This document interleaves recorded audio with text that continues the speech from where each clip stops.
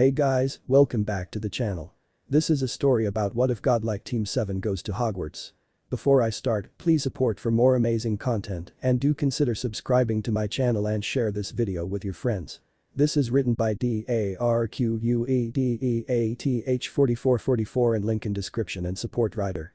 Let's start the video. Chapter 1. 6th Hokage had a Kakashi looks over the letter one more time just to make sure he had read it correctly because he has just chased the current banes of his existence out of his office after enduring an hour of complaints and loud yelling, and he might just Chidori himself if one more person looks at him like he is crazy. He has had enough of that earlier, thank you very much. Of course, no one else seemed to understand why he had done what he had done, but that was because they didn't have to deal with a mess that no one had bothered to tell him came with being Hokage. He did, though, so he would deal with it however he wished to deal with it. He calls through the door of the office he very much wishes he could destroy. Summon Anbu Team 7, please. Naruhina pops his head in through the door and yawns. Aren't they currently not Anbu? He asks drowsily. I mean, you just demoted them. The again was not said, but Kakashi could hear it. He pinches the spot between his eyes. Yes, right, just call Team 7. Shikamaru yawns again and waves his hand to acknowledge his order before the door closes. Kakashi sighs. After the 4th Shinobi War, Team 7 had been hailed as heroes and simply put, everyone loved them. People from all over the lands came to catch a glimpse of them. They honored the ground they walked. There were posters and books and plays and movies. Kakashi even knew of several cases where bandits they had been sent to capture willingly gave themselves up or evil corrupt rulers of land relinquished their positions in exchange for signatures. Of course when they didn't, Team 7 happily beat them all into the ground, and that in itself was not an issue, seeing as that had been how evildoers had been dealt with since the beginning of time. No, the issue was when Kakashi thought beat into the ground, it was literally beat into the ground. Oh look, Team 7 just buried an evil organization into a huge crater. And knocked down several acres worth of perfectly nice trees. Awesome. Now we can use this as an attraction site. People from all over will come to look at this huge hole in the ground.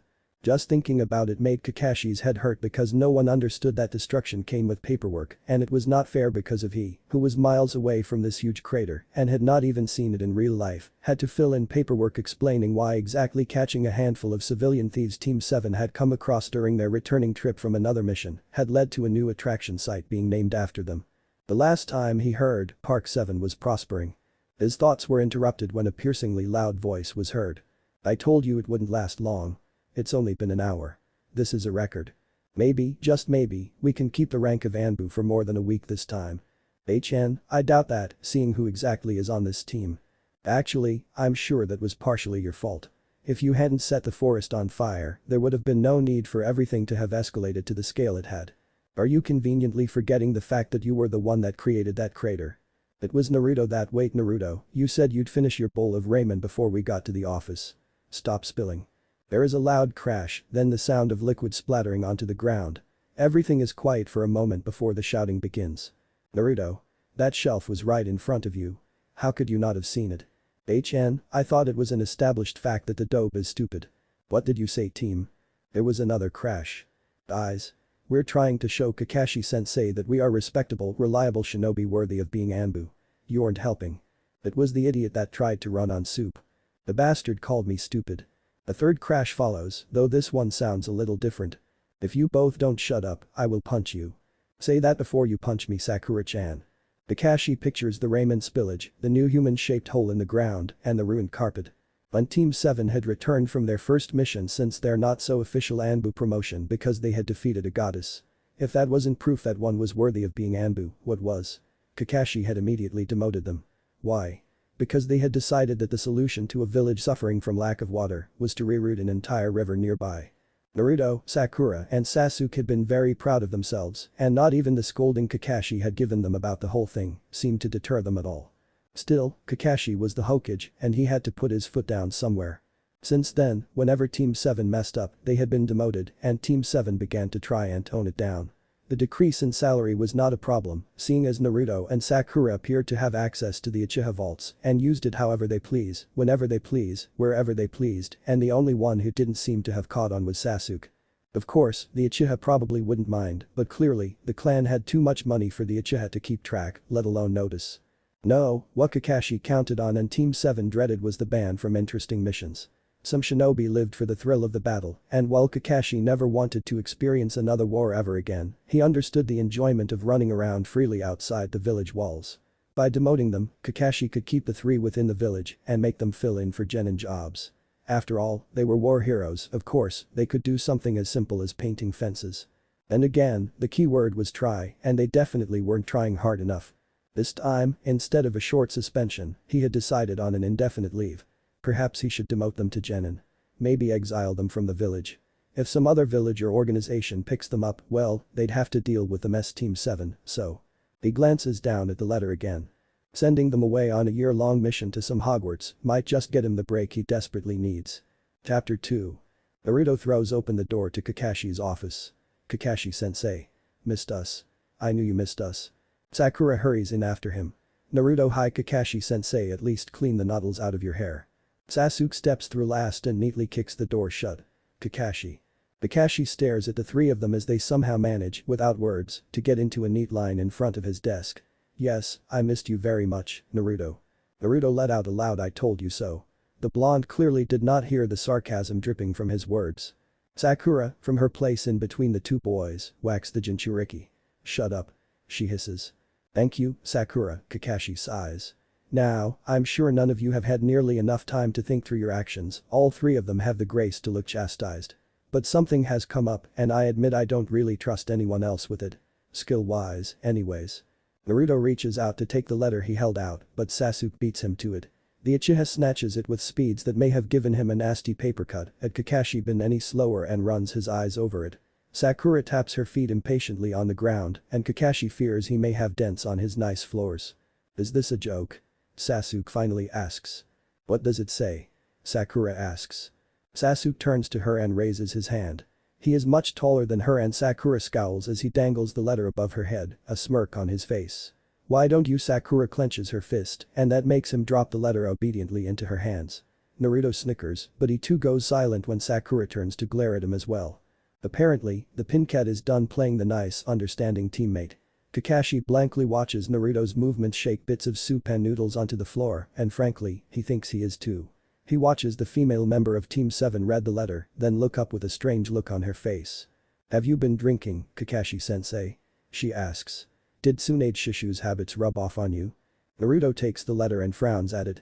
I think this sounds awesome, the blonde finally says. Sasuke scoffs. Can you even read? He asks and snatches the letter. Of course I can, Naruto snaps back.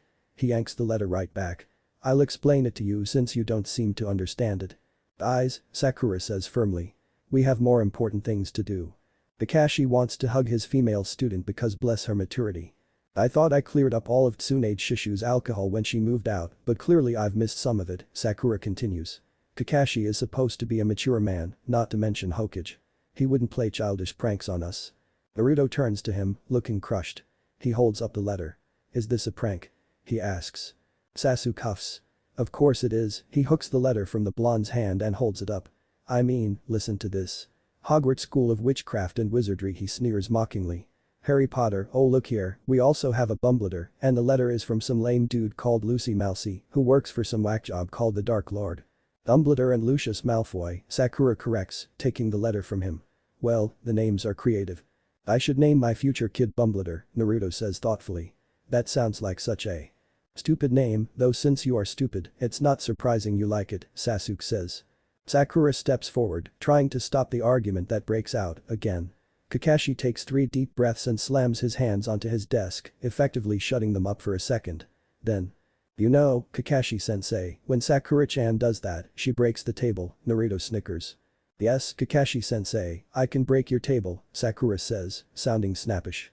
Did you really call us here to play pranks? I thought you were an adult. A respectful, responsible adult. So petty, Sasuke agrees. Still upset about the extra paperwork our good deed of saving an entire village created, so he resorts to shoving made-up missions in our faces to make us feel bad about our indefinite leave. Is this a prank? Naruto asks again, leaning over his table. Dang, I thought it sounded super cool.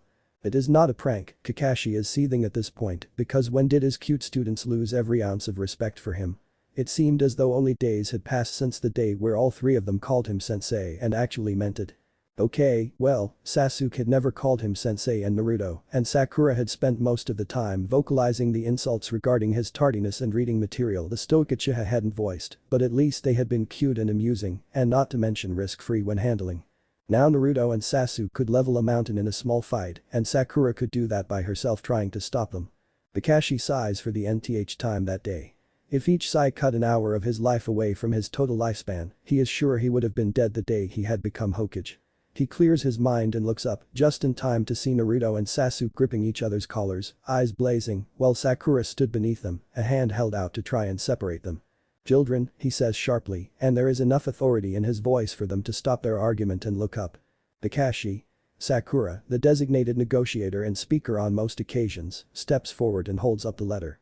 "What do you mean it is not a prank?" "It's exactly as I said," Kakashi sighs. "Look, it sounds strange, and I've considered the possibility of it being a trap of sorts." At his words, Naruto and Sasuke pull back from each other.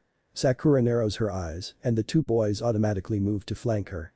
Kakashi hides a gentle smile. "It is just a precaution," he continues. "But we can never be too careful." "We understand," Sakura nudges her teammates, and the three of them bow in unison. "Leave it to us, Kakashi-sensei." Naruto grins. "HN," Sasuke says. Kakashi smiles and reaches under his desk. He carefully holds up the newspaper-wrapped parcel that had come with the letter. "Read the note and I guess you follow the instructions," he says. Sakura takes it and shakes it around, then looks at the note. "So we have to, unwrap this thing and grab onto the item inside, and the set time is." Her eyes widen. "What time is it?" Naruto shrugs. "No clue." Sasuke turns towards Kakashi's desk. "2:57, he says. "We have 3 minutes to pack." Sakura whips around towards the door. "Oh gods, what are we going to do?" "There's no time." Naruto's eyes are wide with horror. "It's a mission, right? How long will we be away for?" Kakashi shrugs as innocently as he can. "Well, the plan is a year." "A year? Oh, look at the time." Kakashi stands up. "Looks like you have to go." Sakura glares at him, annoyance swimming in her gaze, before she tears the wrapping away. "What is this, a shoe?" She makes a face. 3, Sasuke says sharply. "What do? We grab it." He grasps the shoe. Naruto does the same. "Okay, so we grab it with now." There is a moment of silence before suddenly they begin spinning, and in mere seconds, they are gone, leaving behind the stench of ramen, cracks on the floor, and confetti of paperwork. Kakashi slowly raises his hand and waves it where his team had been standing a second ago. Chapter 3. Sasuke is not sure what he had been expecting, but it was most definitely not for some old shoe to drag him and his teammates on a less than pleasant spiny ride. Beside him, he hears Sakura let out a scream of surprise, and opposite him, he hears Naruto shout. He instinctively reaches out to his teammates, and seconds later, he, who only has one arm, has Sakura pressed into his side, and Naruto, who has two, wraps his around them in order to keep the three of them together. "Do we just keep holding on?" Naruto shouts. "Or do we let go? What if we fall off somewhere completely different?" Sakura gasps. Her voice is muffled by his clothes, and Sasuke loosens his grip just a little. The Pincat takes a deep breath before she buries her face in his shirt again. "I think I'm going to be sick." "Why wait, Sakura, not down my shirt." Sasuke awkwardly moves his arm around her to grip her under the chin, trying to drag her away from him. "Sakura." The Pincat gasps and squeezes her eyes shut. "Sorry," she mumbles. "Trying." He hears Naruto snicker. "Do it, Sakura-chan." Sasuke scowls at his blonde teammate and uses his finger to shift Sakura's head so that she is facing Naruto, who lets out a yelp. From the way she does not protest, though, Sasuke can tell that she is being serious and tucks her back underneath his arm. Naruto seems to notice this too. "Sakura-chan, are you okay?" The Pincat nods weakly. Luckily, their trip does not last much longer. A few seconds later, Sasuke feels himself jerking to a rough stop, and suddenly, they are falling. He tries to turn to see how far from the ground they are so that he can right himself and his teammates, but he cannot see anything through the smoke. He feels Naruto grab him roughly around the upper arm. Trusting the blonde to keep them together, Sasuke wraps his arm around Sakura, trying to cushion her head.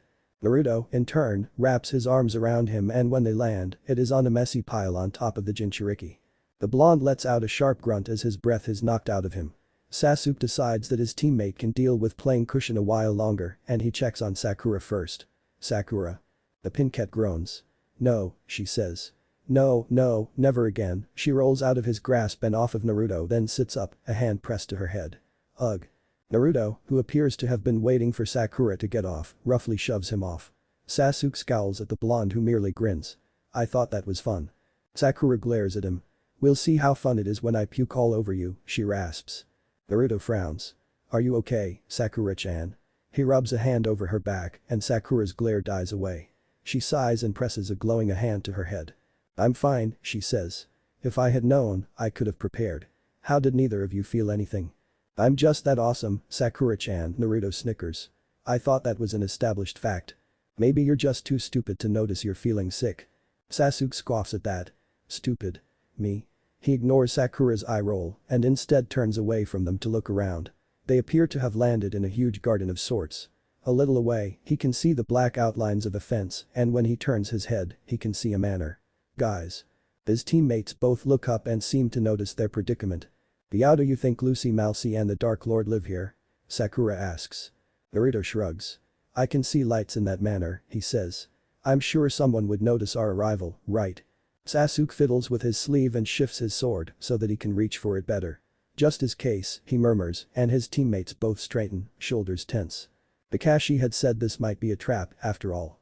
Sure enough, Sasuke soon sees rapidly approaching figures in the distance.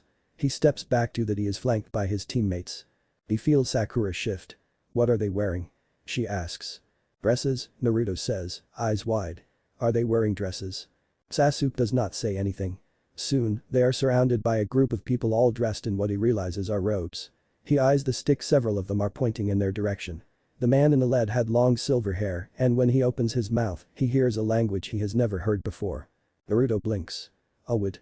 The mystery figures blink in surprise, then begin whispering among themselves. Do you understand what we are saying? Sakura asks slowly. I don't think they do, Sasuke scowls. That letter was written in a language we understood. That's right. Sakura slowly reaches towards her bag, draws out the letter, and holds it out. Do you think they about this? One of the figures takes the letter and inspects the paper. He then waves his stick at it and frowns before he says something to the others, who instantly lower their own sticks. The man then turns towards them and begins to speak again, their time much more slowly. Still, Sasuke has no idea what the man is saying and the man seems to catch on. He holds up his stick and gives it another wave. Something shoots out of the tip towards them and Sasuke tenses, but he does not feel any change when it hits them. That is, until he hears Naruto speak again. Chapter 4. What was that? Naruto asks and stiffens, instantly realizing that something is wrong. Naruto? Sakura asks. What? She pauses too. What language are we speaking? He asks. He turns toward his teammates, but the long-haired man steps forward. English, he says curtly. It is the common language spoken on these lands. Sasuke frowns. What is going on? He asks slowly, like he is forcing words out of his mouth, and Naruto realizes that the Uchiha is speaking in their common language. How did you do that? This spell allows the long-haired man begins to speak again, no doubt trying to explain, but Sasuke cuts him off. Concentration. Sasuke says, still speaking slowly. He then scoffs. Something I believe you are incapable of doing. Team wait, I did it. Naruto turns toward Sakura, who is still frowning. You just think what you want to say in whatever language you want to say it in, he says. Right? Sakura smiles in relief when she too speaks in their mother tongue. Okay. She pauses. So. Sasuke turns towards the man, who looks a little insulted at having been cut off. Explain what exactly is going on, he says demandingly. Sasuke-kun, Sakura says, shaking her head. She too turns towards the man. Could you explain to us what is going on? She asks. I'm sure you recognize that letter. The man is clearly not someone used to taking orders from anyone, and that makes Naruto steps a little closer to his teammates. Sakura seems unfazed though, and Naruto decides that it is reasonable to think that hanging out with Sasuke allows one to develop certain immunities to douchy attitudes. Finally, the man seems to relent. Indeed. After all, that letter was written by me. Naruto cannot help himself. So you're Lucy. He receives 2 sharp jabs from both his teammates and he decides to shut his mouth. I am Harino Sakura, Sakura says, her pleasant business smile on her face. These 2 are my teammates, Uzumaki Naruto and Uchiha Sasuke. The man, Lucius Malfoy, eyes her blankly. Are you the leader of this team? Naruto sees something tick in Sakura's gaze and he sees her smile become slightly less pleasant. No, she says. We have no designated leader. I see. Naruto looks around and notices that all the people around them are indeed male. Maybe here women did not take on the same roles as the men did. He is now itching to say something, and from the way Sasuke has his eyes narrowed, his teammate feels the same. However, Sakura continues being their mouthpiece with her slightly less pleasant smile on her face. After all, as long as she was not pushed to the point where she decided a punch would be a far better solution than verbal conversation, Sakura was the best with words among them. Sasuke didn't have much words to say to begin with, and Naruto, well, he had to admit he was far better at making people angry than at making them understand certain things. Though it was most definitely not his fault, people just did not understand his awesomeness. Perhaps he was simply too awesome that people could not see it, while Sakura was better at toning it down. As he watched his female teammate talk to the men wearing dresses, he decided that this must be the case. The details of the job will be discussed back at the manor, Lucia says curtly. He then spins around and begins to wordlessly walk back to the manor with the air of someone who is used to having orders followed. Naruto is tempted, just a little, to see if the man reacts like Sasuke does when someone acts against his teammate, but one irritated look from Sakura has him changing his mind. They were going to be here for an entire year, he would have plenty of time to try things out. The rest of the day is a blur. Team 7 follows Lucius and his little posse into the manor, where they are immediately greeted by small, wrinkly creatures called house elves. Sakura clamps a hand around Naruto's wrist to stop her teammate from doing anything stupid on the first day of their mission, and they manage to travel all the way to a study without any of them asking any stupid questions. Lucius and a few other men sit in some chairs set up, and after a short glance at each other, Team 7 stand before them. They are given what Sakura is sure is a very condensed version of this world's history, including the names of 4 figures known as the founders, and well as the roots of a school located in the area, called Hogwarts. Then, they are given a slightly more detailed version of the last century. Lucius Malfoy appears very passionate as he rambles on about the importance of blood purity and how mudbloods had stolen magic and were tainting the magical community, and how it was the aim of the Dark Lord to restore said community to its former glory. Or something. Once he is done, Naruto immediately turns to her and Sasuke. "So have an English pre-redemption Obito here?" he asks. "More like pain," Sasuke says. "You know, the whole destroy the world to make it better thing." "I never got that," Sakura admits. "How are you supposed to make the world a better place if there is no world?" Lucius clears his throat and Sakura turns back to the man, who appears to be trying his best to conceal his annoyance. "What are you discussing?" Sakura can literally feel the mocking haha that's none of your business on the tip of Naruto's tongue and does them all a favor by elbowing him again. The blonde chokes on his tongue and shuts up. She smiles. "Just terms of the job," she says dismissively. "Apologies, please continue." Lucius scowls but does as asked. He then tells them of how some boy called Harry Potter had done something to the Dark Lord that sounded like killing but was apparently not, and how the Dark Lord was waiting for the chance to resurrect himself. "That sounds suspiciously familiar," Sasuke mutters. Sakura nods in agreement but addresses Lucius instead. "So, our job is to kill this Harry Potter." Lucius looks surprised, probably not having thought they would come to such a conclusion, and shakes his head. "Your job is to aid the resurrection of the Dark Lord," he explains. "For the next year, you will be expected to attend Hogwarts as transfer students from a pureblood family acquaintance of ours from overseas. You will be expected to relay any information regarding Harry Potter and his band of friends to us, as well as anything suspicious about Dumbledore." Sakura nods in understanding, and the man then gives them a timeline from now all the way to the beginning of the school term, which was in a few days' time. Apparently, they were expected to buy the books and other materials they would need at some place called Diagon Alley. Sakura hammers everything the man had just said into her brain, then turns to check on her teammates. Naruto blinks. I'm confused," he says. "Did he just say we have to go back to school?" Sakura sighs. "Is that all you got from his explanation?" she asks. Naruto grins sheepishly. "You that's what you're here for, Sakura-chan. You're awesome."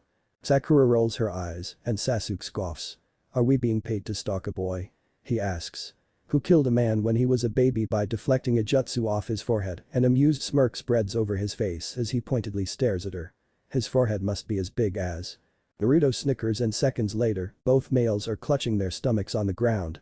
Sakura smiles at Lucius. "Understood," she says. "Could you point the way towards where we'll be staying during this time?" Chapter 5. The moment the door closes, Team 7 instantly move around the room, checking for trackers, anything that may be spying on them. Once satisfied, the 3 of them sit down on the floor. Sakura is the first to bring up what has been haunting Naruto as well. "This magic that they use," she says, "do you think it's like chakra?" Naruto remembers the stick and the blast of light that had suddenly allowed them to speak another language entirely, and he knows that there is a possibility that this magic works too differently from their chakra that they would not be able to tell. However, when the jutsu had been cast, he had sensed something, so he knows that it is not entirely foreign. Perhaps this magic also came from something within the caster, just like Chakra did. He tells his teammates just that. Sakura looks thoughtful and Sasuke nods in agreement.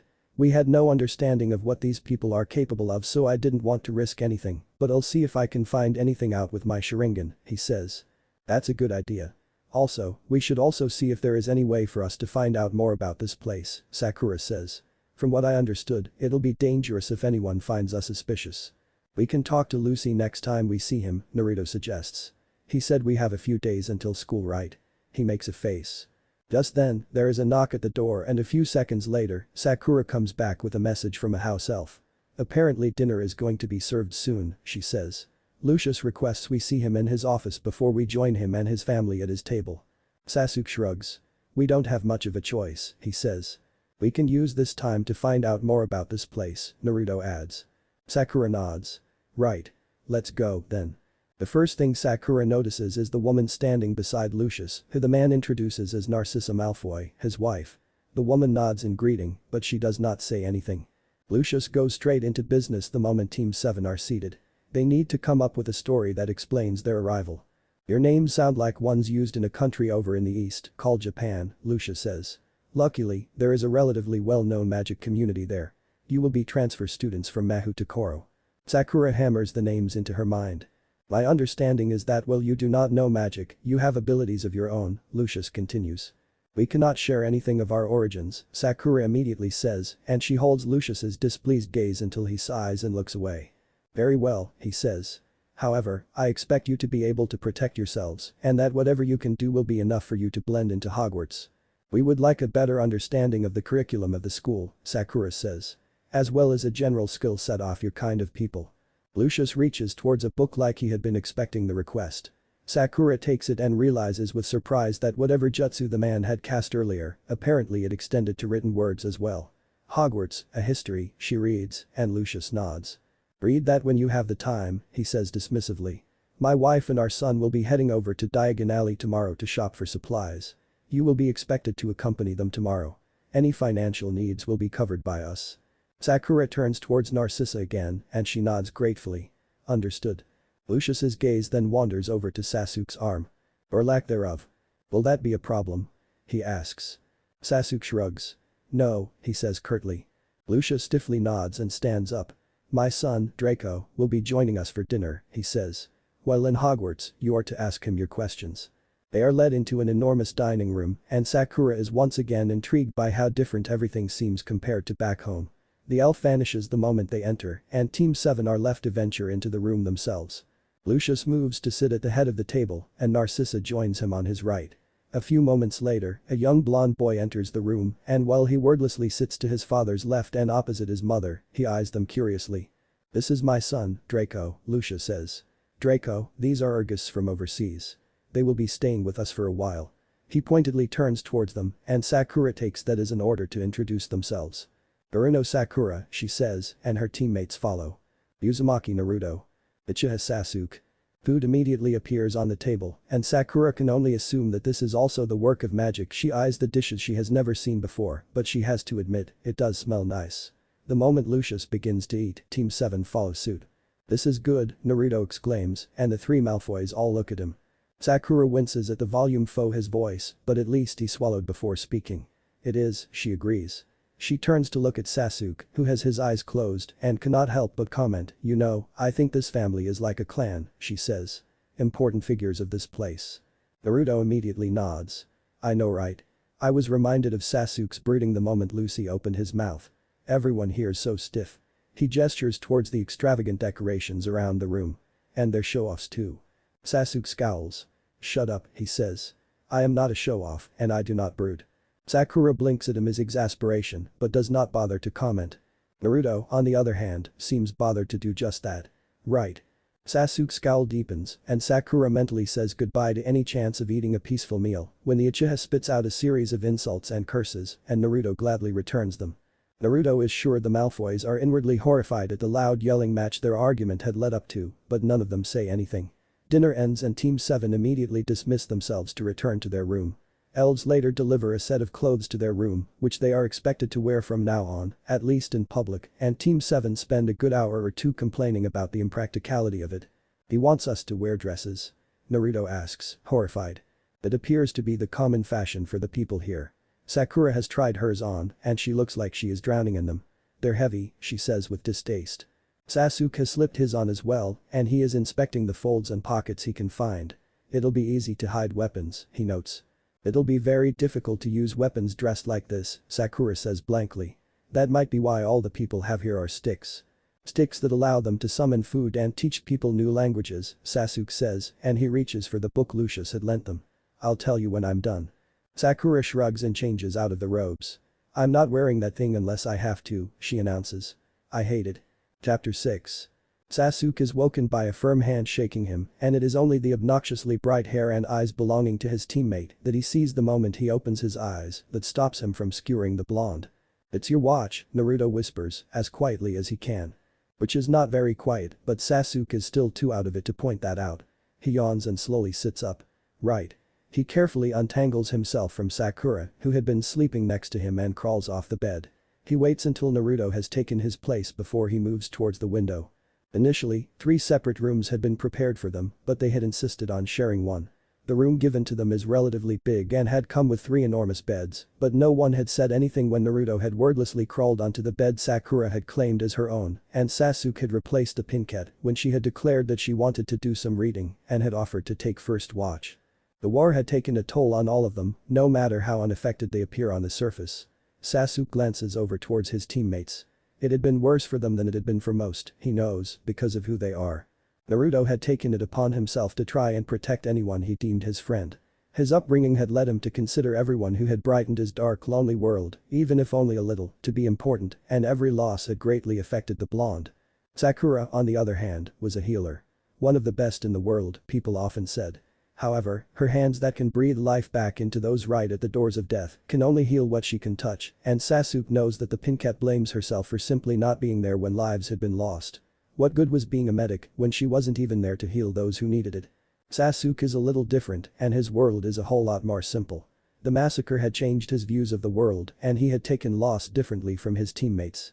His world is relatively small in comparison, too, and if he does not include those already dead, he can count the number of people he cares for in one hand. And because he lacks these burdens, he can readily take up a share of what weighs down his friends.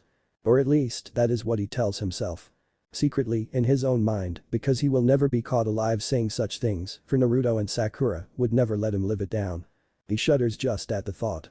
Naruto opens his eyes to the rising sun and immediately scowls at Sasuke, who is proudly standing beside the open curtains.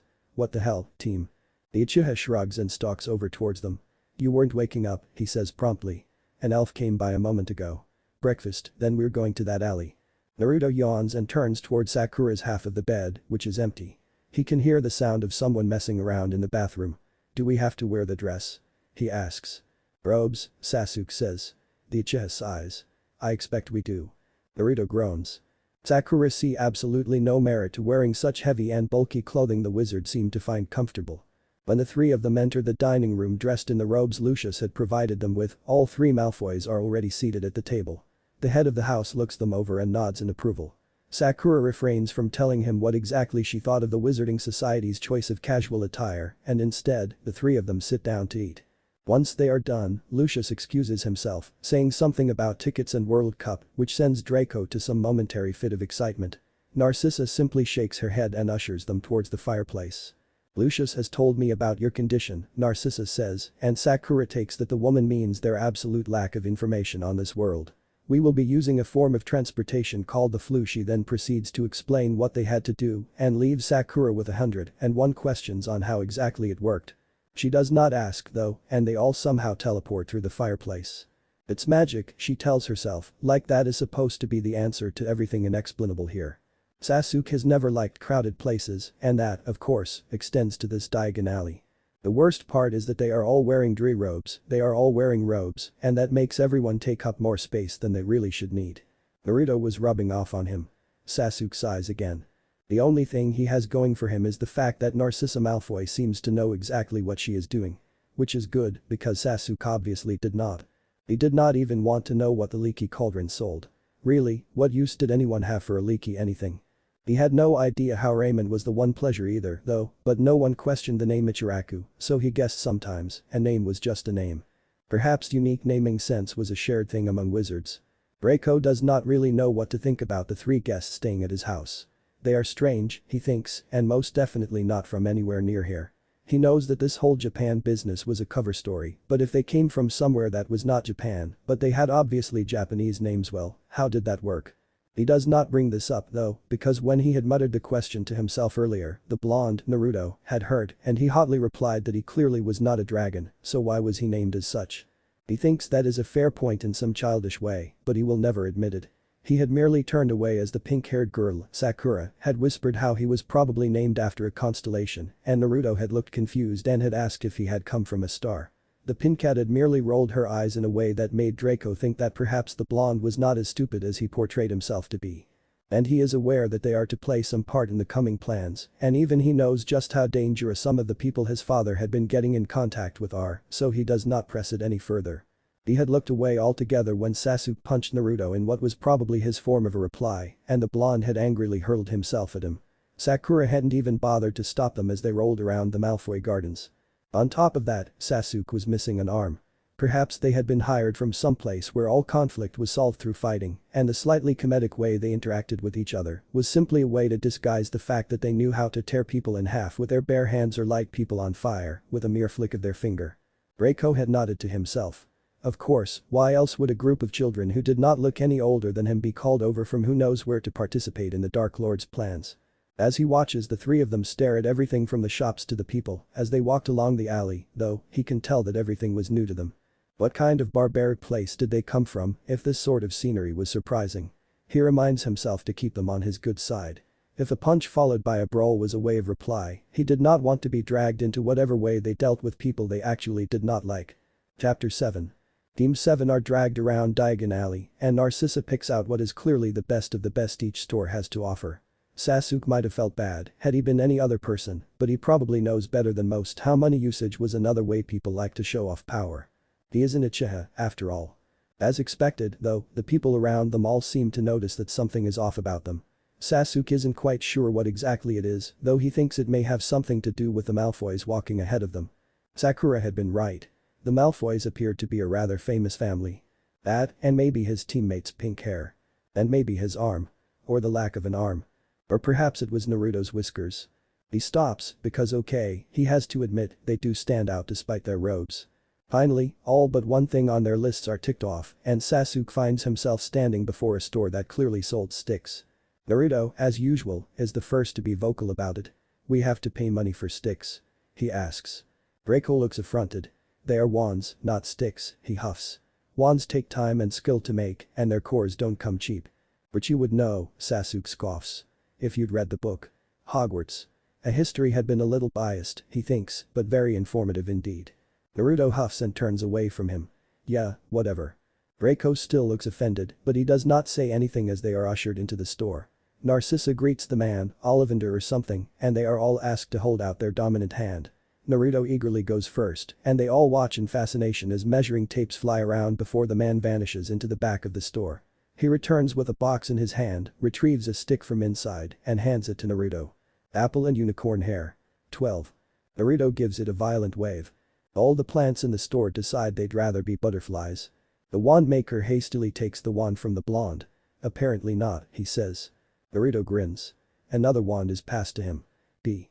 Naruto waves it. The windows explode. Ollivander shakes his head and hands him another one, but keeps his hand on it to stop him from waving it. "Listen first," he says. "Red oak and dragon heartstring. 11 inches. Swishy." Sasuke senses it before he sees it, and he hurriedly moves away just before the shelf behind him collapses and a bunch of boxes fall onto where he had been seconds ago. "Definitely not," Ollivander says. Sasuke glares at the blonde, who grins in amusement. Another wand is held out. "Cypress and phoenix feather. 14 inches. Very flexible." Naruto takes it, and the moment he does, he is surrounded by a burst of orange and yellow. He stares at the wand in wonder while Ollivander claps his hands together. "That's your wand, boy." There is something unreadable in his eyes as he says this, though. The man then turns to Sakura. "Why don't you go next, young lady?" Sakura hesitantly steps forward and allows the man to measure her arm. She then takes the first wand offered to her. Rowan and Phoenix Feather. 12.5 inches. Rigid. She waves it and winces when all the chairs in the store simultaneously explode. Definitely not, Ollivander says, then passes her another wand. Cherry and Dragon Heartstring. 13 inches. Bendy. Sakura gives it a wave and she is surrounded by a flash of pink and red. Ollivander nods in approval. Very rare type of wood indeed, he says and finally turns to him. And last but not least. There is a pause as the man shifts through the shelves, then he comes back with a box. Pine and Dragon Heartstring. 13 inches. Bendy. Sasuke accepts it and deliberately waves it in Naruto's direction. The blonde yelps when there is a flash and suddenly, his hair is as pink as Sakura's who had been standing next to him. What the hell, team? Sasuke smirks and obediently hands the wand back to Ollivander, leaving Sakura to chew out the blonde after he had slipped that pink was such a girly color. This pink-haired girl can punch you through the ground. We'll see what's so girly about that. Maple and unicorn hair. 10.5 inches. Swishy. The remains of the chair Sakura had exploded lit on fire and Ollivander quickly quenched the flames. Blackthorn and Dragon Heartstring. 13.5 inches. Very rigid. The moment Sasuke took it, he felt a surge of power and something very comforting and warm rush through him. He gives it a wave, despite knowing, and sees a rush of blue sparkles surround him. Ollivander waves his own wand, clearing all the mess in his store and returning Naruto's hair color in the process, and claps. That concludes it. Narcissa pays the man and they are about to leave when the wand maker stops them. The Malfoys share a look but excuse themselves first. Ollivander looks awkward and from the reaction Narcissa and Draco had made, this was not a common occasion. Sasuke shifts closer to his teammates and they wait for the man to speak. The cypress usually chooses owners who are fated to die honorable deaths, he begins, and Sasuke shoots Naruto a look. The cherry makes a very lethal type of wood and when paired with a dragon heartstring, requires a witch or wizard with tremendous self-control and mental strength to use. The blackthorn chooses warriors as their owners and the wand will become a loyal and faithful servant. The man pauses and takes a deep breath. I can tell you are different, he says. It is unusual indeed for 3 rare types of wand to be sold to 3 unusual students. The man says no more and Team 7 leave the store with a sense of understanding that they hadn't had before. Perhaps this magic, just like chakra, came from something deep within them and was shaped by themselves more than they had initially thought. Chapter 8. Unlike his teammates, Naruto finds himself a tad bit disappointed as they prepare to leave Diagon Alley. There had been plenty of stores they had not looked through and Naruto was really tempted to sneak off. He doesn't though, because his teammates are apparently mind readers and they each keep a firm grip on his arm. If I see a single clone, under a henge or not, I will make you regret it, Sakura whispers as she practically manhandles both him and Sasuke, who had been holding onto his other arm, through the street after the 2 Malfoys. Aw, Sakura-chan, you're too smart. Naruto says dramatically and he tries to play it off that had not been his plan, but he knows he is not fooling anyone. Beside him the Uchiha snorts, but Naruto is unable to elbow him due to his restrained arms, so instead he glares at his teammate, who smirks right back. Boys, Sakura says, exasperation flooding her tone, and she nudges them forward. Naruto realizes that they are back where they had started and that both Draco and Narcissa are watching the 2 of them. Or more like, their linked arms. Naruto rips his limb away from Sasuke and makes a show of dusting it off. Geez, team, when did you get so clingy? Sakura rolls her eyes while Sasuke makes a face. Before he can retort though, Sakura steps forward. Boys, she says again. Children, let's try not to fight on the streets, okay? You're disruptive enough as it is. Narcissa is the first to look away and she steps through the flue. Draco hurries after his mother. Naruto glances towards the street one more time, but Sakura catches him anyways. Naruto. He grins sheepishly. Right. Sakura sighs. Maybe another time, okay? She says. Maybe when it's just the 3 of us. Naruto nods. Okay. He then turns to the fireplace and appears back at Malfoy Manor. A few seconds later, Sasuke steps through, rubbing at his arm. What did you do? Naruto asks. Sasuke glares before he sighs, an almost undetectable smile on his face. She's like a fretting mother. Don't let her hear you say that, Naruto laughs. She might take mother to mean that she's old. There's another green puff. Who's old? Naruto freezes. No one, Sakura-chan. Team 7 spend the rest of the day looking through what they had bought and trying to organize them based on the subjects. Then they give up because it just felt stupid. Naruto squints at the list of subjects with a scowl while Sakura and Sasuke mess around as they look through a textbook. What's charms? Sakura asks curiously. Sasuke shrugs no idea, but I clearly don't need lessons on that. He smirks and flicks his hair in a way that has fangirls squealing back in Konoha. Sakura makes a face and turns back to her book. Apparently, there's a spell that cleans up a mess. She sighs. What I wouldn't give to have that at hand after you guys fight.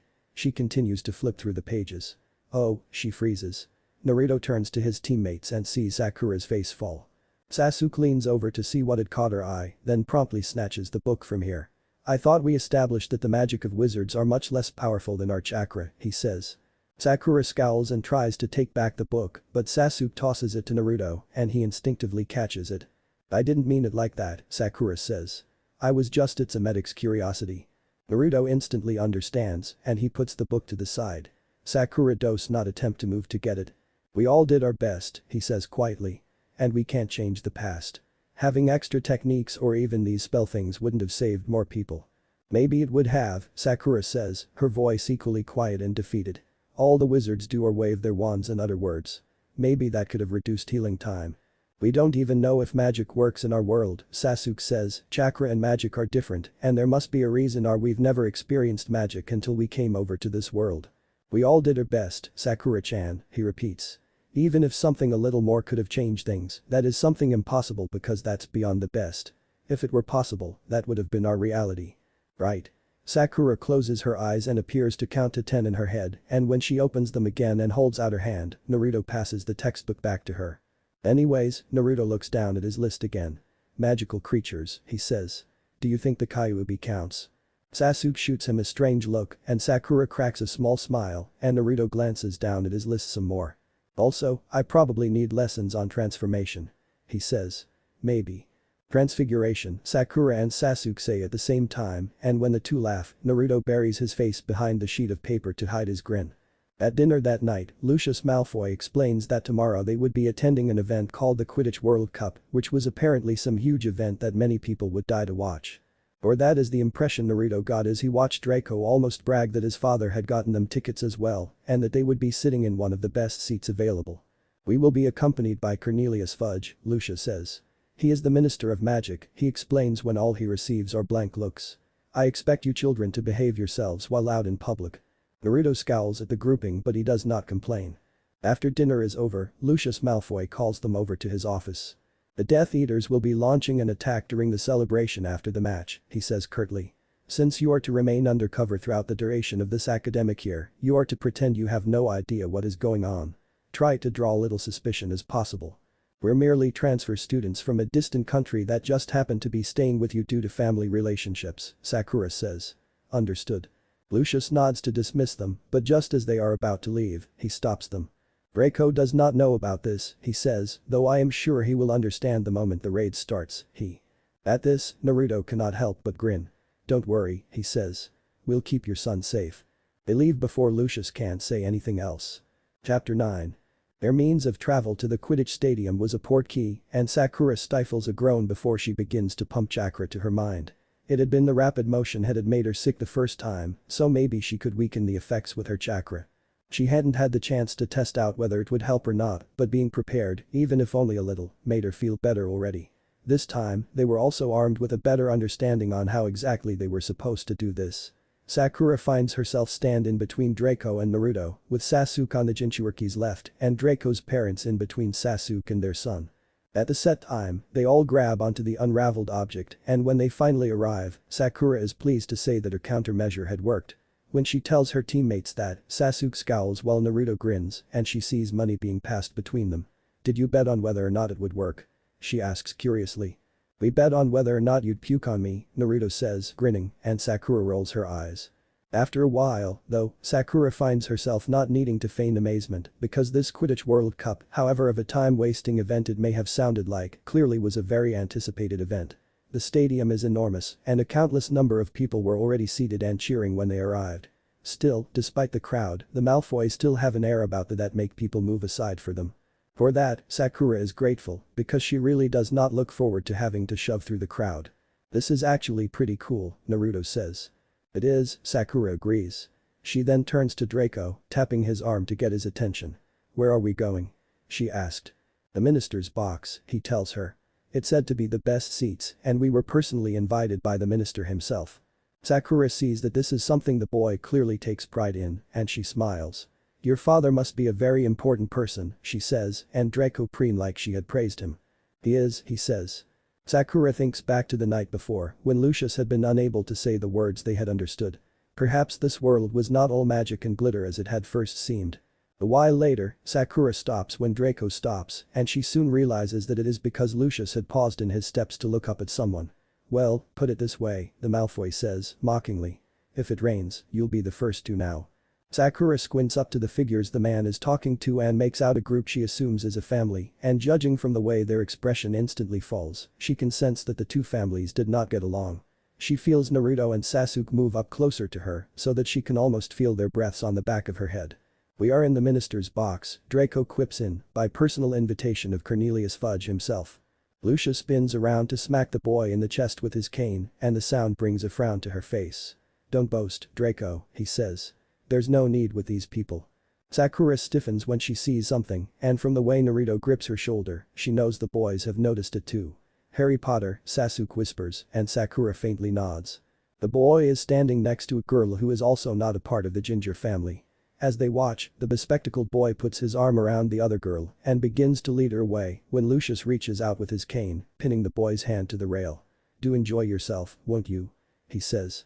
"Well, you can." Sakura sees the pain flash through the boy's eyes and the way he grits his teeth as Lucius does not relent. Behind her, Naruto winces. "Ouch," he says, and the instant everyone turns toward them, Sakura knows it had been loud enough for the two families to hear. She holds back a sigh, knowing that it had been on purpose.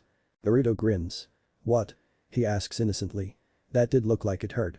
Lucius eyes them for a few seconds before he gracefully whips around to continue on their merry way.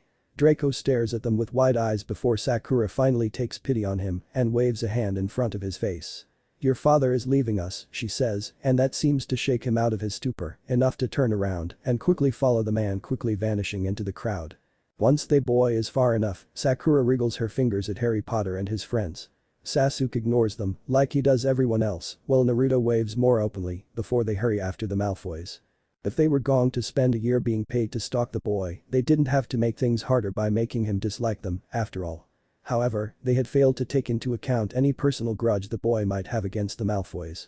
He might already dislike them simply due to their relationship with the family. She sighs. Soon, they arrive at the special box and are greeted by a man Lucius tells them is Cornelius Fudge. He introduces them as the children of some influential figures he had met during a party a while ago, and greetings are exchanged. Sakura shoots her two teammates one more look before she smiles, taking up her role as their designated spokesperson, and begins to spin their perfect tale of deception. It is nothing they cannot deal with, though. They are shinobi after all. The two teams, the Irish and the Bulgarians, are introduced, and after a flurry of fireworks and a bunch of people flying around on what Sakura can only describe as broomsticks, the match begins. "Are those broomsticks?" Naruto asks, eyes wide. Draco, overhearing, nods, looking surprised. "Do you not use them where you come from?" he asks. "We don't really fly," Sakura says awkwardly.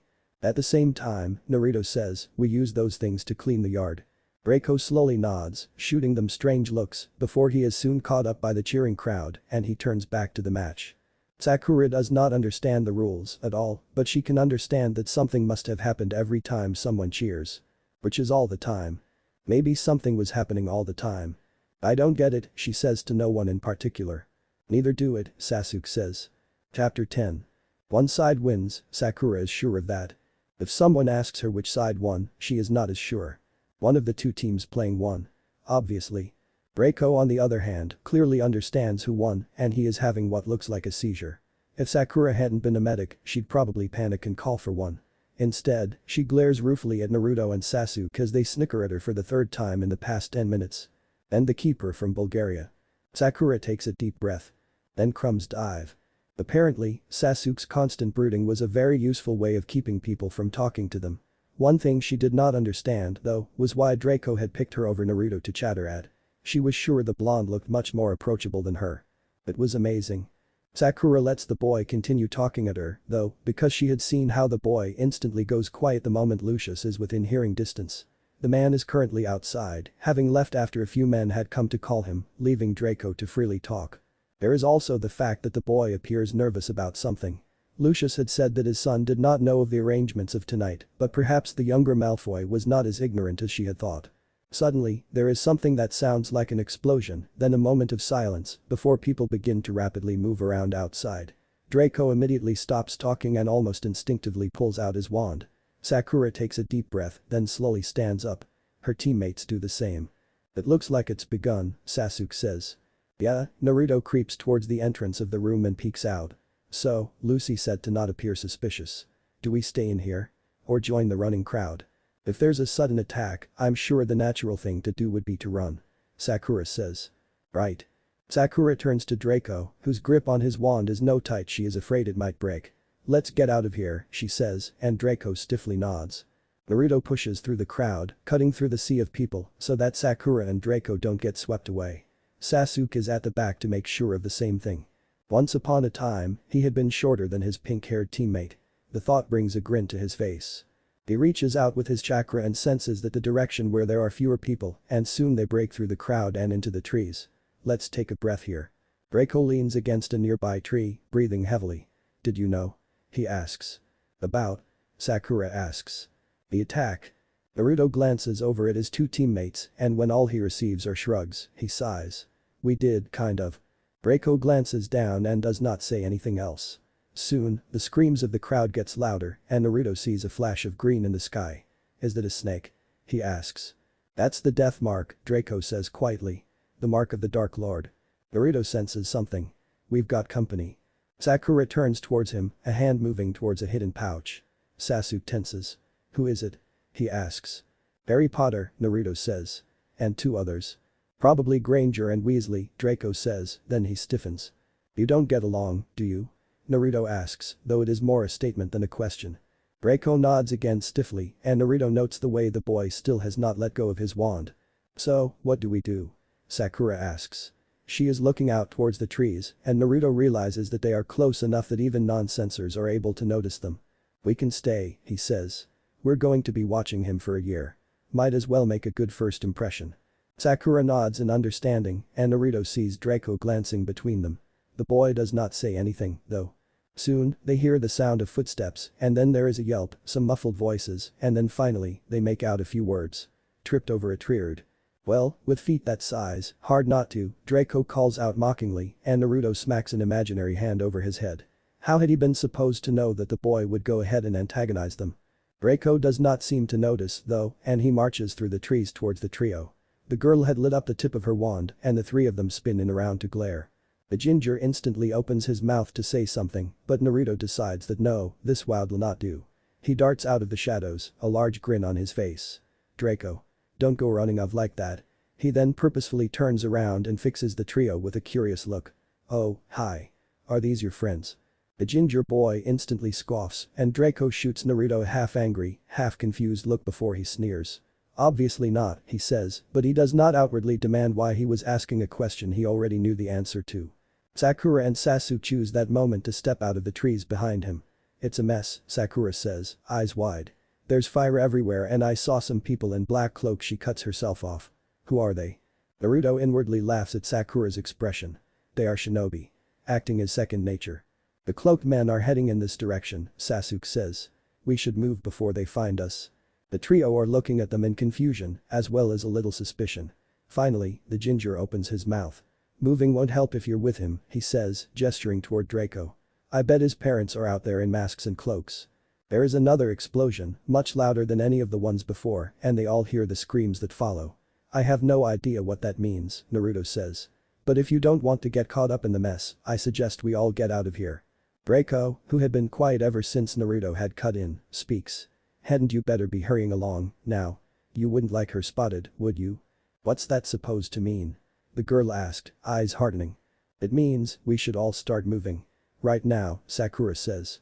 "I'm not going to say anything if you want to stay, though I have no idea why you'd want to, but I came here to watch the Quidditch World Cup. It was my first ever, by the way. First ever Quidditch match, to be specific. Where we come from, it's not a common sport. Anyways, the match was amazing, and I'm not about to ruin this experience by being blasted into pieces by green glitter." She then pointedly begins marching into the trees, Sasuke heading off after her.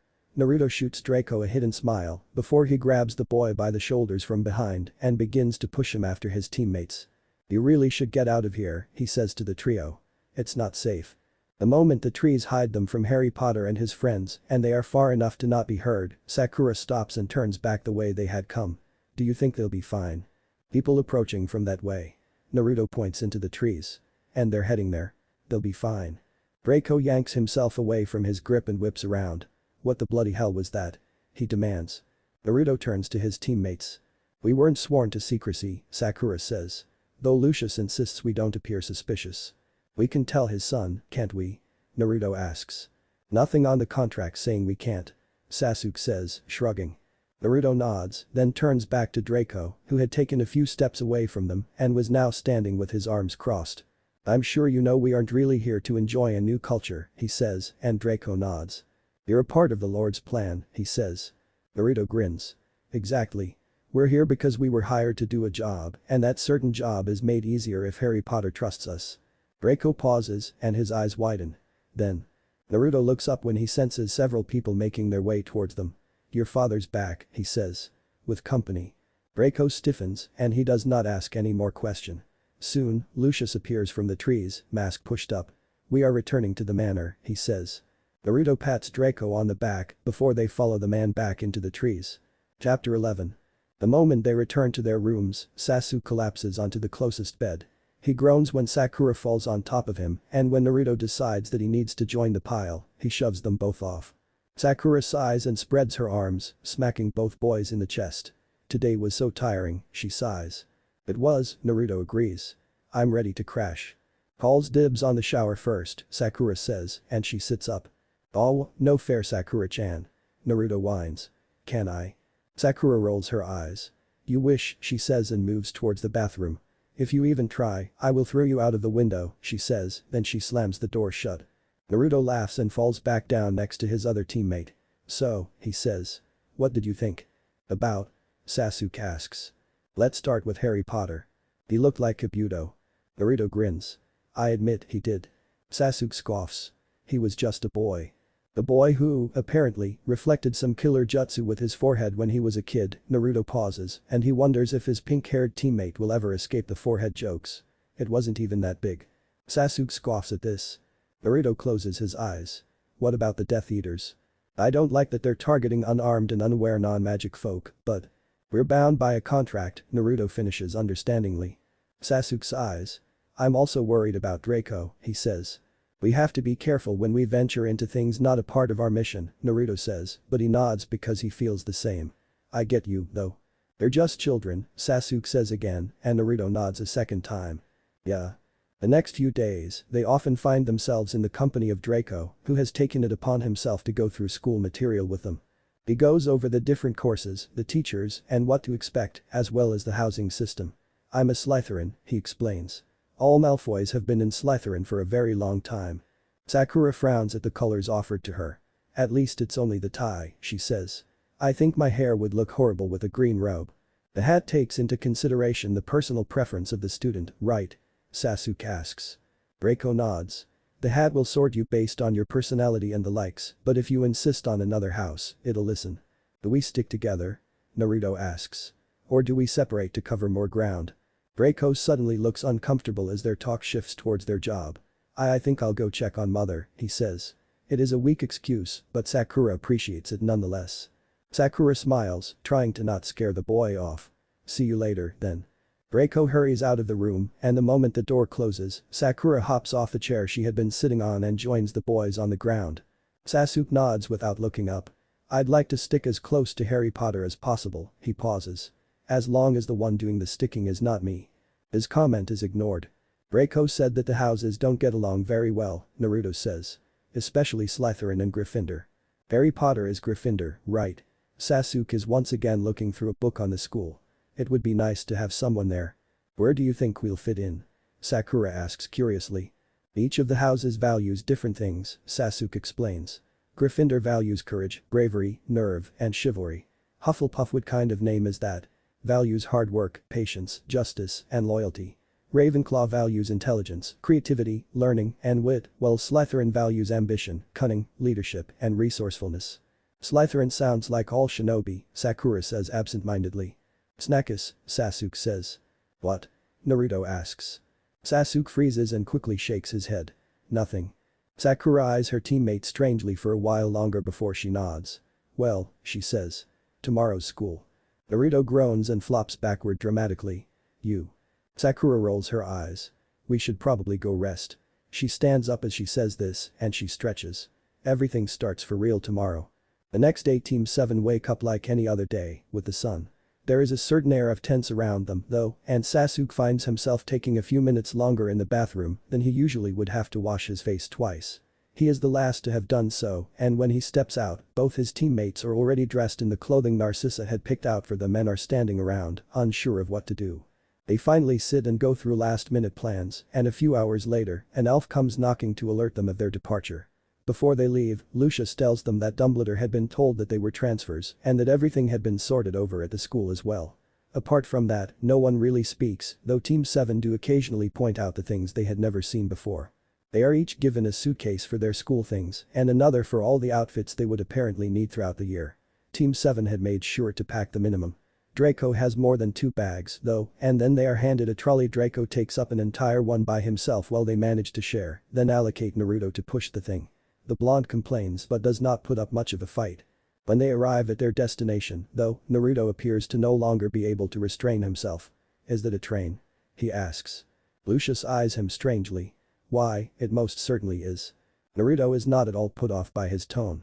You ride those.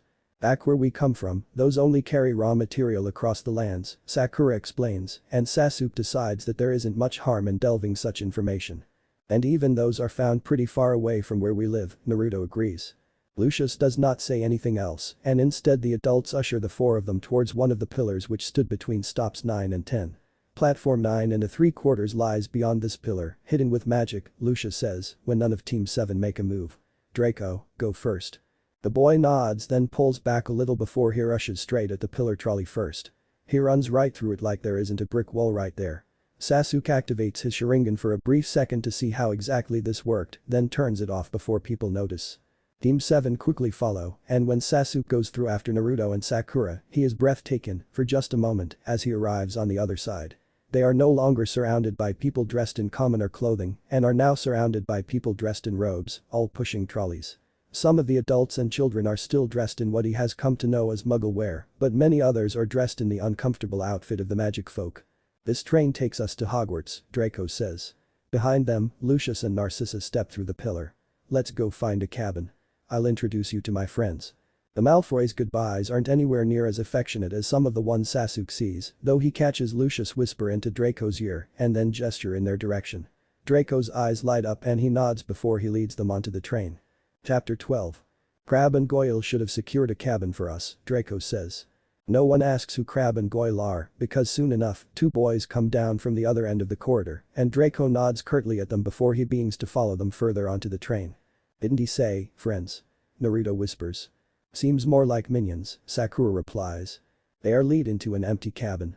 Draco immediately takes a seat by the window, and the 2 boys obediently sit opposite him. Apparently, Hogwarts is hosting a special event this year, Draco tells them, as they move about putting their things onto the compartments above. Father was told by Cornelius Fudge. Sasuke sees Naruto roll his eyes as the Malfoy begins praising his father again, and while he does not make such an outwardly reaction, he agrees with his teammate. Sasuke then eyes the space between the boys, then the space beside Draco, before he nudges Sakura into the latter seat and sits beside her. Naruto huffs, then takes a seat opposite Sasuke. Could you and Sakura-chan switch seats? He asks. I don't want to spend the entire time staring into your ugly face. Sasuke scoffs. I'm more worried looking at you would make me blind. Boys, Sakura sighs. We're not even moving yet, so please, try to be mature. She then turns to the 2 boys openly staring at them. Draco, who are your friends? Draco makes a face at the term but does not correct her. Gregory Goyle and Vincent Crabbe, he says curtly. Goyle, Crabbe, these are Sakura, Sasuke, and Naruto. They're children of my father's friends. The 2 boys nod awkwardly, and Sasuke decides to leave the diplomatic or political or friendly whatever all to Sakura, who smiles brightly at them. He says friends, but calls them by their surnames, he notes. Maybe you do that for people you aren't that close with. Sakura says. Like back at home. A moment later, there is a knock at the compartment door, and Sasuke looks up to see a girl as well as 2 boys, all in a green tie, just like Draco, Gregory, and Vincent. Draco. The girl calls, then she eyes the members of Team 7 with part curiosity and part irritation in her eyes. Who are you? One of the boys pulls the girl back. Thought we could sit with you, but I guess your compartment's full. For a moment, Draco looks torn and Naruto speaks up. You can sit with your friends if you want. We can go look for another compartment. Draco looks alarmed at this and he shakes his head. No, it's fine, he says, and instead chases the two boys opposite him out of the cabin. The two boys don't even complain as they shuffle out and Sasuke catches the frown on Sakura's face as she watches them. Naruto, now awkwardly sitting alone opposite them, grabs Sakura's wrist and tugs her over to sit next to him. Sasuke sighs, but follows because he was not sitting squished between a bunch of magic children. The girl rushes over and seats herself next to Draco and the two other boys squeeze in next to her. Anzi Parkinson, Draco says, gesturing towards the girl. Blaze Zabini and Theodore nod.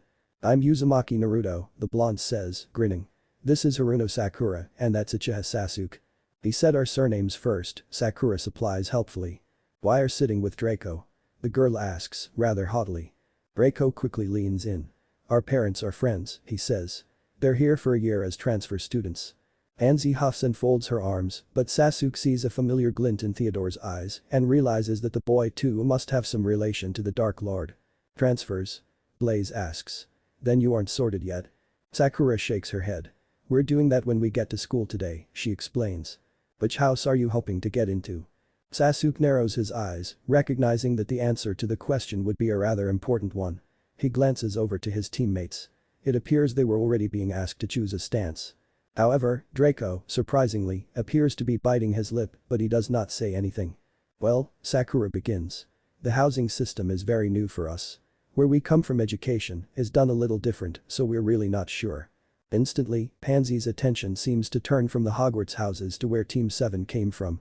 Sasuke knows he should be listening just in case someone asks him about something alter and his story clashes with the one Sakura is currently weaving, but he is just so bored. His blonde teammate leans in towards him from behind Sakura. Do you think Lucy asked his son to keep an eye on us? Naruto asks. Draco jumps at their change in language, but for now, none of them pay him any attention. That would explain why he didn't want us to leave and Lucius did tell him something earlier, Sasuke agrees. Though what happens if we're sorted into different houses? Draco either isn't very good at this, isn't thinking it through, or there's another reason. What are you saying? Pansy asks, curiously. What language is that? Sasuke sees Draco flinch again and his hand twitches, almost like he wants to stop the girl from further questioning her. Sakura, however, simply smiles. It's Japanese, she tells her. The boys are just nervous. They revert back to our mother tongue when they're nervous. Sasuke tries his best to not look offended. It is a good cover, but he was most definitely not nervous. From the corner of his eye, he sees Naruto's lip twitch. Well, I guess it must be pretty nerve-wracking to enter a new school, Theodore guesses, and Sasuke sees him and the young Malfoy share a look. It helps that we already know some people going in, Sakura says easily, and not once does her smile waver. I have to say, it's also a little exciting. Finally, Naruto loses it. He bursts out laughing and hand flying to his head as he shakes. Sakura turns to him, her smile no longer present, and stares blankly. What? She asks. You sound so normal, Sakura-chan, Naruto gasps out. You sound so nice. The blonde's words are cut off by a sharp intake of air as the pinket nails him in the side with a painful-looking elbow jab. He doubles over and clutches at his stomach. Sakura turns back to the Hogwarts students who are now staring at them, her smile back in place. He's nervous, she says. Chapter 13.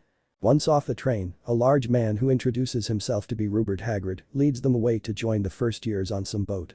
Apparently, they were going to be sorted alongside the first years and this was just more convenient. More eye-catching too, but Naruto does not complain as they say goodbye to Draco and his friends. The school is as big and majestic as Draco and the pictures they had seen suggested, and Team 7 are once again blown away by how extensive the wizarding world seemed to be.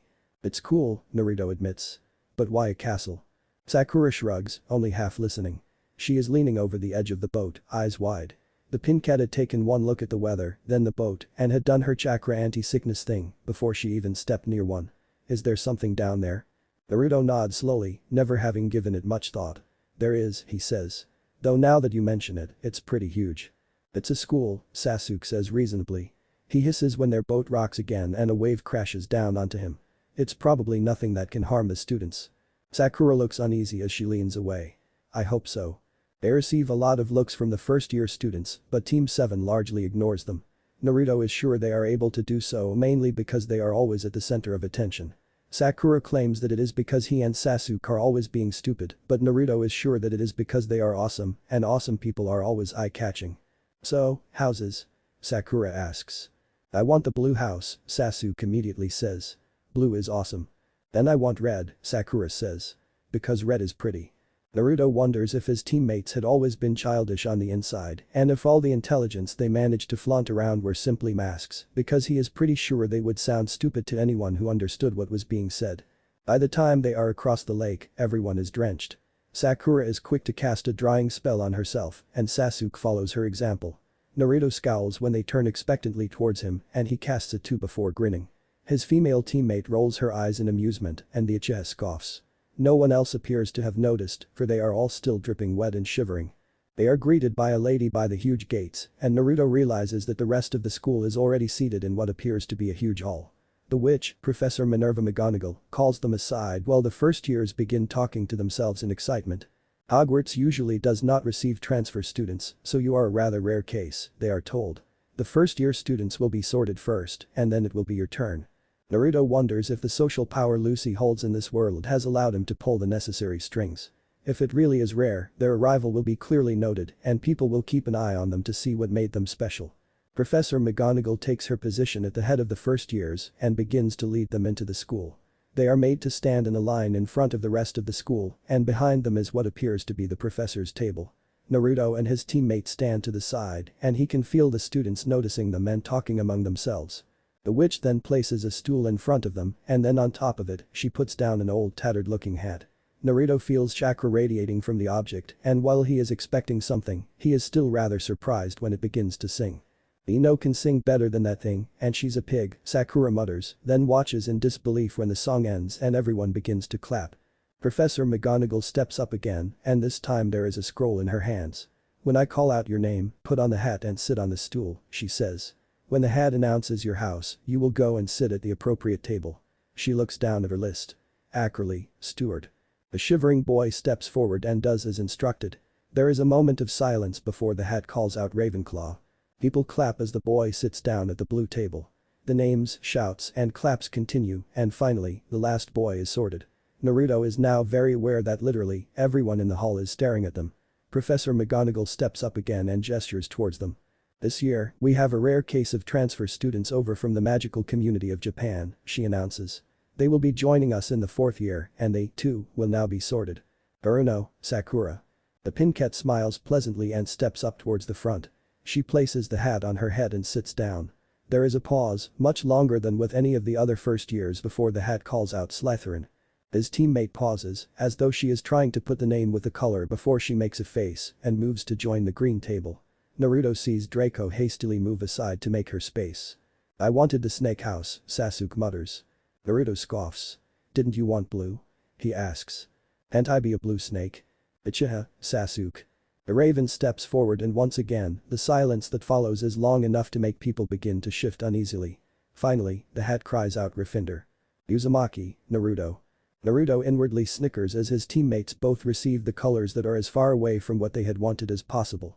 He steps up and repeats the actions his teammates had previously made and the moment he places the hat on his head he hears a voice. I see all three of you are rather unique. Naruto pauses. So the thing could sing and read minds. Indeed. He jumps. Right, it could read minds. Can you share anything you see here? The hat chuckles. Your friends all ask me that too, he says. And as I have told them, no, I cannot. Naruto relaxes and allows the hat to shuffle through his mind. You are brave, very brave. You will do very well in Gryffindor. And there is a sense of strong ambition within you. You and your friends could probably make it in any of the houses. Naruto thinks about how the three of them had come to this conclusion earlier. The hat shifts on his head. But I can see how everything you do is fueled by a strong sense of loyalty towards your friends. Better be Hufflepuff. Naruto can hear Sasuke mocking him for the name of his house, but he finds he does not mind as he places the hat back down onto the stool and joins the table of cheering students seated at the yellow table. He is not sure why exactly this is, but he is very glad that the hat had deemed loyalty the most important aspect within him because that is the part of himself he treasures the most. Chapter 14. Sakura hesitates at the edge of the Slytherin table and is grateful when Draco gestures her over. She sits down beside him and casually notes how the eyes of the people watching her curiously shift the moment Draco grins at her. It appears the young Malfoy already holds power over this house. Glad you could join us, the blonde says. Sakura can hear the hint of superiority in his tone and decides that the boy himself knows this. Sakura smiles back. I'm glad I'm with people I know, she replies. Do you think your friends will be joining us? Blaze asks, and Sakura glances over towards the front where Sasuke has just pulled himself up onto the seat. I can't be sure, she says carefully. We were hoping we could experience different aspects of the different houses. Now that she is in Slytherin, she is sure her teammates will be careful so that they are placed elsewhere. She is proven true moments later when Sasuke ends up in Gryffindor and Naruto in Hufflepuff. Her new housemates do not look impressed with their sorting, though, and Sakura inwardly rolls her eyes. Draco shuffles nervously and she remembers that the boy is aware of their plan to separate and wonders why the boy appears so uncomfortable with them. Was he scared? She glances down at her tie, which has changed color. I swear this green clashes with my hair, she exclaims. I'm sure your hair clashes with everything here, Theodore says in amusement and Sakura sighs. I know, she says. It's impossible to hide. Is it natural? Pansy asks curiously. You aren't a metamorphomagus. Sakura shakes her head, having searched up the term once Draco had brought it up before. Nope, it's natural. That's cool, Blaze says, and Sakura tosses her hair over her shoulder. The people around her begin to relax the more she interacts with them, and once they are all focused on something else, she glances over her shoulder to look over at her male teammates. Naruto she is sure will be fine, but Sasuke had cannot make friends written in his resume. Sasuke can already feel eyes on him as he approaches the red table, and he ignores the several girls who move aside and try to gesture for him to sit next to them. Soon, he comes across a nervous-looking boy and glares at him until he gets the message and shuffles to make him space. HN, he says, then realizes that neither of his teammates are here to soothe him over for him. Thank you, he tries again. The boy nods rather quickly and turns away. Sasuke glances around to see that many people are looking at him, and that includes Harry and his friends, who are glancing over with clear distrust in their eyes. None of them call him out for it though, and Sasuke watches Naruto be sorted. Someone taps his shoulder and she turns around to see Ariti leaning in towards him. Hello, transfer. Sasuke sees the kid's identical twin step up beside him, and he nods once. Hello. You're from Japan? One asks. I'm Fred, by the way, Fred Weasley. This is George, my brother. He nods, then remembers last minute that surnames came second here. Sasuke Uchiha, he says. Nice to meet you, Sasuke. Sasuke recalls seeing these two with the rest of the Weasleys during the Quidditch event and decides that he actually has to put an effort into getting closer to Potter and his posse. Likewise, he says. He feels a slap on his shoulder and scowls up towards Naruto, who is grinning down at him. It appears the Hufflepuff table is next to the Gryffindor one. What do you want? Naruto raises his hands. I was just making sure you weren't being mean to anyone, he says, then turns towards the twins. This guy's an asshole, he chirps. Back at home, he made little kids cry. He then pointed towards the Slytherin table at the far end. You see our friend there? If he's too mean, you can go tell her and she'll punch him till he's a little nicer. As if on cue, the Pincat looks up and glares over at them. Behave, she mouths, before she turns back to smiling at whatever the kid next to her had said. The twin laugh at this and Naruto's smug grin widens. Yeah, bastard, behave. Sasuke scoffs. I haven't done anything, idiot, he replies. Now go sit down. Naruto mock salutes him before he skips over to his table. Sasuke turns back to his housemates to see that most of them are now smiling more openly at him.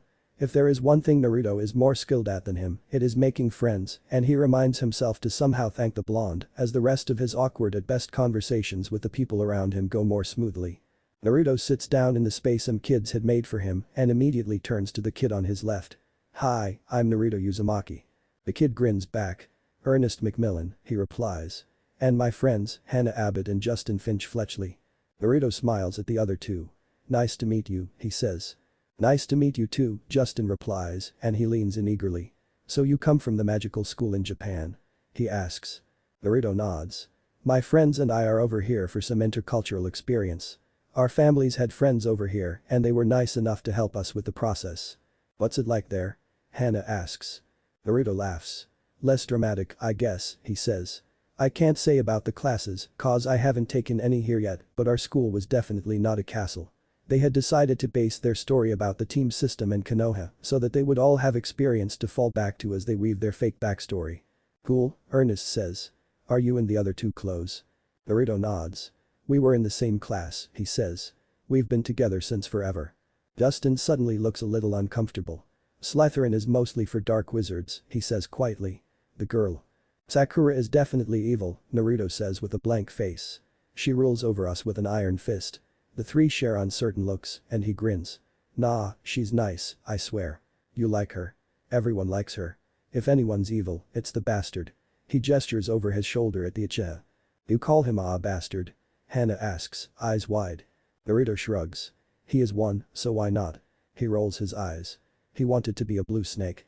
The three once again share looks of confusion, but Naruto merely grins and turns back to the front because the headmaster, Albus Dumbledore, says a few words and like magic, the food appears in front of them.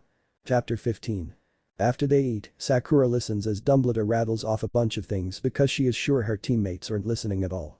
The headmaster tells them about how certain items weren't allowed on school grounds and that they were forbidden from entering the Forbidden Forest. She could just imagine Naruto and Sasuke competing to see who could explore it first and makes a mental note to make sure they know for sure what the consequences would be if they messed up their mission for something so stupid. He then says that the inter-house Quidditch Cup was not being held this year, which led to most of the school groaning. Suddenly, the doors are thrown open with a loud bang.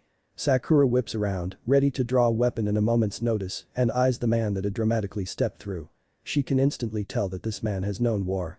If his limp deep scars, a fake eye, and a chunk of missing nose aren't enough signs of that, Sakura can see something swirling within his eye, something she could easily recognize and relate to. Dumbledore cheerily introduces him as the new defense against the dark arts teacher, and only him and Hagrid clap.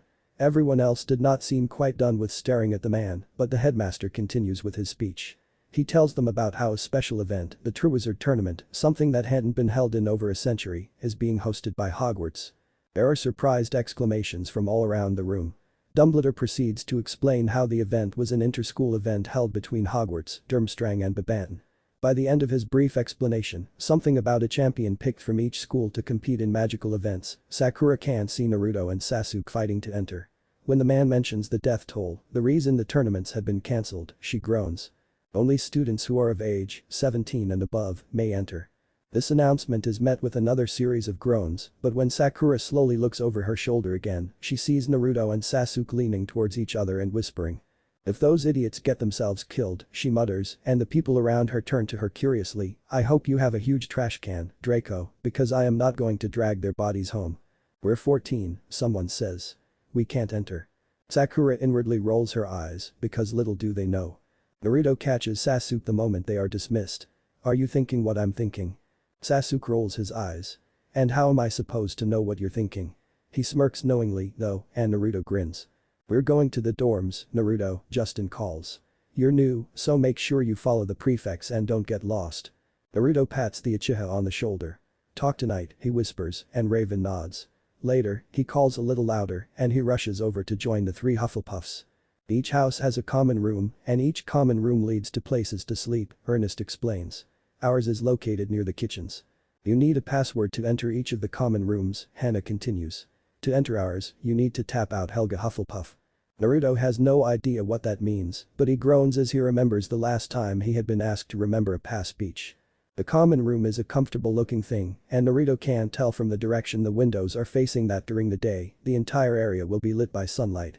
The Perfect pulls him aside to tell him that there is a bed set up for him. He introduces himself as Cedric Diggory and offers to take him up there. He bids Ernest, Justin and Hannah goodnight before he follows the technically older boy into a smaller but equally as comfortable looking room with 4 beds. That one's yours, Cedric says, pointing. Your bags have already been brought in. If you have questions, feel free to ask anyone. Naruto thanks the boy with a grin and he is left to sort out his stuff by himself. He plops down on the soft bag and dumps the content of his bags onto the mattress. He checks to make sure no one will be approaching anytime soon before he pulls out his shinobi equipment and hides them where he can easily access them. He then dumps the rest of his things around. Once he is finished, he creates a shadow clone and then takes off the uniform to reveal his shinobi attire underneath. He casts a simple genjutsu to conceal himself, then sends his clone back out. He slips out after his clone then out of the common room without being noticed. Once he is outside, he reaches out with his chakra again and then sneaks off in search of his teammates. Once they are out of the main hall, Sasuke turns to Fred. The twins appear to have taken a liking to him and Sasuke tries his best not to cringe at how Naruto-like they are. I want to go look for my friends, he tells them, and they easily understand. Sure, he says. Didn't you talk to Naruto already though? Sasuke shrugs. Just want to bid Sakura goodnight as well. George steps up behind his brother and snickers. Girlfriend? He asks. Sasuke makes a face and ignores the mocking whistles. He turns and begins to make his way through the crowd, only to stop and turn around. Why are you following me? You can't trust Slytherins, George says easily. I don't mean your friend, but the rest, they're a nasty bunch. It's an unspoken rule, Fred agrees. Never be around a snake alone. Sasuke scoffs. I guess you'll fit right in, then. The twins laugh. Besides, you don't know your way around, George continues.